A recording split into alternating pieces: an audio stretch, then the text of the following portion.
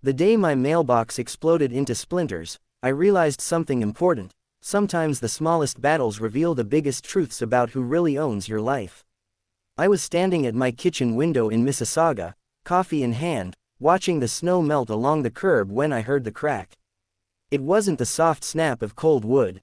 It was violent, angry, deliberate. By the time I opened the front door, pieces of cedar were scattered across my lawn like broken ribs.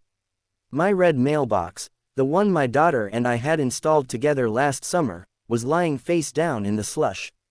And standing beside it was Mr. Halvorsen, the HOA president.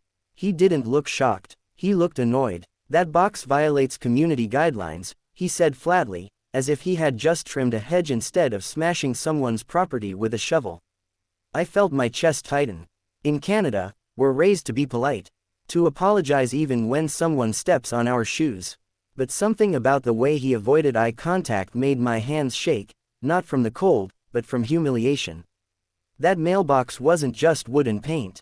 After my divorce, when money was tight and everything felt unstable, my 12-year-old daughter Sophie had helped me build it.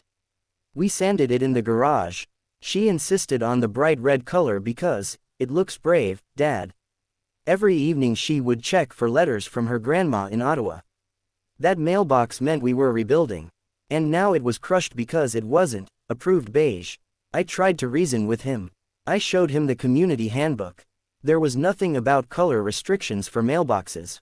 He shrugged and told me fines would follow if I didn't comply. Then he walked back to his large brick house at the end of the cul-de-sac. That night, Sophie ran outside when she got home from school. When she saw the damage, she didn't cry. She just looked confused. Did someone hit it with their car? I couldn't tell her the truth right away. Because how do you explain to your child that sometimes adults act like bullies? Over the next week, letters piled awkwardly through our mail slot. Neighbors whispered. A few quietly admitted Mr. Halvorsen had been overstepping for years, issuing random fines, threatening seniors about lawn height, even towing a visitor's car during Christmas dinner. But no one wanted conflict. And that's when I realized something else. Bullies survive on silence. I filed a police report. Property damage. I requested security footage from a neighbor's doorbell camera. Clear as day, there he was, swinging the shovel like he was chopping firewood. When I showed him the printed still images a few days later, his confidence cracked.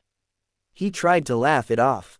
I was adjusting it. It fell. But I didn't argue. I didn't shout. Instead, I rebuilt. This time, I poured a deep steel reinforced post into the ground. I filled the base with solid concrete. Heavy, unmovable. I let Sophie paint it red again, even brighter than before. When it dried, we screwed on a small silver plaque that read, "Stand firm." Word spread quickly. A few neighbors came by with coffee and quiet smiles. One elderly woman squeezed my hand and whispered, "About time someone stood up." At the next HOA meeting, I brought copies of the footage and the police file number. I didn't insult him. I didn't raise my voice.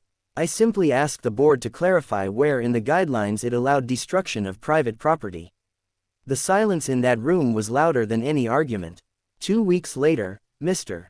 Halvorsen resigned. Spring came slowly, as it always does here. Snowbanks melted into fresh grass.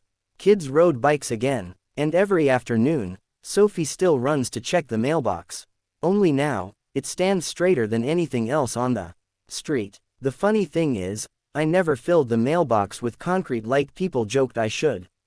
I filled the post, the foundation, because that's what actually matters. You see, sometimes in life, people will try to knock down the small things that bring you joy. They'll call it rules. They'll call it order. But what they're really testing is whether you'll stay quiet. That red mailbox isn't about revenge. It's about boundaries. It's about showing your kids that being Canadian doesn't mean being passive. It means standing respectfully, firmly, and legally for what's right. So if you're watching this and you've been told to shrink yourself to keep the peace, maybe it's time to pour a little concrete into your foundations too. Because when you stand firm, even the loudest bully eventually walks away.